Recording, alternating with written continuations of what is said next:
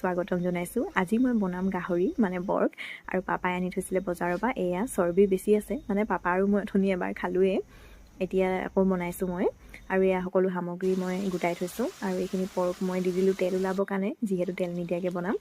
আৰু এইখিনি দেখিছেনে কিমান তেল ওলালে। আৰু লাহে লাহেকৈ মই সকলো মছলা দি দিলোঁ। এয়া আদা নহৰু জিৰা ধনিয়া, তাৰপাছত মই এনেকৈ নিমখ হালধি দি মেলি লৰাই দিলোঁ অলপ দেৰি। আৰু এয়া লৰাই হ'বই অলপ পাছতে মানে অলপ টাইম লাগিলে। ইয়াত যিহেতু চৰ্টত দেখাইছোঁ মই, লং ভিডিঅ' মই আপলোড কৰি থৈছোঁ। আৰু এইখিনি বিলাহী দেখিছেনে মই কাটি থৈছিলোঁ, আৰু বিলাহীখিনি মই দি দিলোঁ। আৰু এতিয়া বিলাহী দি পিনে আলু দিলোঁ মই ইয়াত, যিহেতু আলু দিলে মোৰ মাংস খাই বেছি ভাল লাগে, সেইবাবে পাপাই পিছে আলু নাখায়, ময়ে খাম। আৰু এইখিনি অলপ দেৰি ঢাকি দিলোঁ মই। আৰু এইখিনি আলু দিয়া দেখিছেনে আপোনালোকে।